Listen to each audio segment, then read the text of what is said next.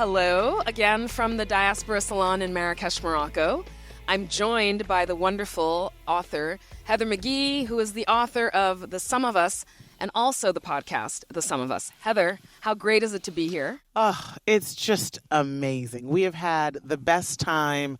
It's been a couple of hundred people who are drawn together to this space. We can sort of hear the rumblings in the background, by the way. It's so good. I mean, every corner of this beautiful property is still buzzing with the energy and connection. Yep. And as Marianne said in the beginning, Black excellence is everywhere. Black connection is not. Black excellence is everywhere. Black connection is not. And for our listeners, Marianne is Marianne loum-martin, who is the founder of the Diaspora Salon. And the word diaspora means so much to every group has like sort of hijacked it in a way. And what does diaspora mean to us? You know, I think diaspora is literally the flinging wide of a people as with seeds, right? Mm-hmm. And that is what has happened to the African people by history, much of it not of our own writing. But what is beautiful is that in each of the places that we've landed, in every corner of this globe, the people from the land that gave us humanity, the cradle of humanity, the continent of Africa, have grown into something that has shaped the landscape where we live. I want to come back to your book, The Sum of Us, because you obviously did it from a U.S. perspective, U.S. prism, clearly. You traveled the United States. How does it resonate, though, beyond U.S. borders? If you can tell us a little bit about that. Yeah, it's very interesting. I sometimes you have to go very deep and very specific in order to be universal. And that is what I found in writing The Sum of Us. I studied American Studies at Yale. I really wanted to go deep into the history of our country. But, of course, our country is made up of every other society, right? We are a society that was founded to be a sort of pan-European settler colonial society. And we have since just added more and more people. There's now someone in the United States, obviously, with a tie to every community on the globe. And more importantly and specifically, the dynamic that I identify as the root of so much of our trouble in the United States, which is the zero-sum story, the story that says that there can be no mutual progress, that if one group gets ahead, it's a threat to other groups. That zero-sum story, which is a lie, it's not actually how societies work and thrive, it's not how economies function, but that zero-sum lie is the tool of fascism, it is the tool of authoritarianism, it has been the tool of the right wing and of the consolidation of power and wealth. And it's a very old story. It's a story that justified slavery and genocide, but it's a story that is reanimated by right-wing movements today. And so the book was published in the UK by Profile Books. I did a book tour in the UK. There are so many ways in which what's going on in the US and the UK has rhymed. And then, of course, in every European country where they've had a social democratic social contract with lots of benefits and paternity leave and healthcare and education, they've seen movements begin to spring up that are nationalist movements, that are ethnic nationalist movements that want to tighten up that contract, and it's happening in the face of growing diversity and immigration. You say all of this, and the thought bubble that pops above my head is a gathering like this one with so many different hues and experiences would probably drive a few people in power kind of crazy right now. And why do you think? Well, I mean, I know the answer, but it's so wonderful to see so many Black people who have been in rooms where they're the only or one of the only professionally, who have navigated worlds and languages, cultures, being able to come here and see themselves reflected in one another. and see their stories reflected in one another.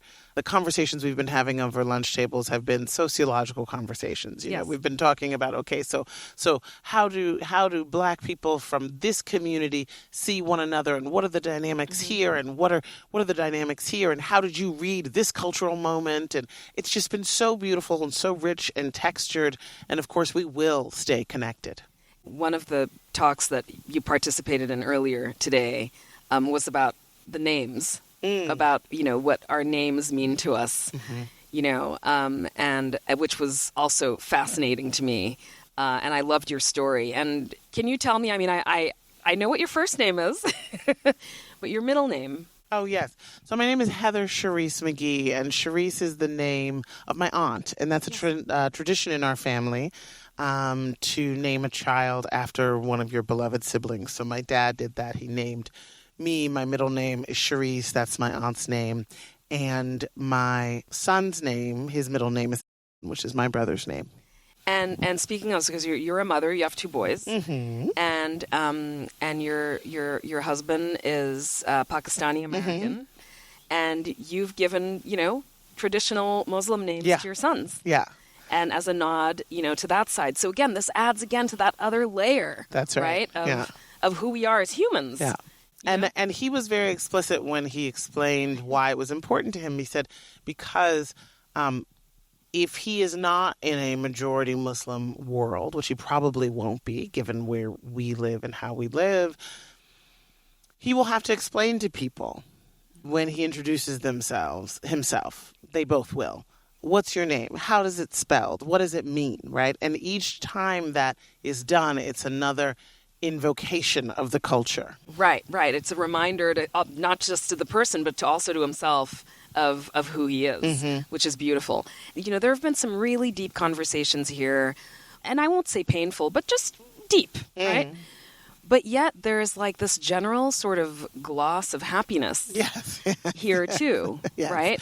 We are in a family celebration. After the film Roots, which was the interpretation, the miniseries based on Alex Haley's book, came out in the United States. And Alex Haley's family. Yes, exactly. Yes. Right. And the story of enslavement was massively the most watched television show in the history of television.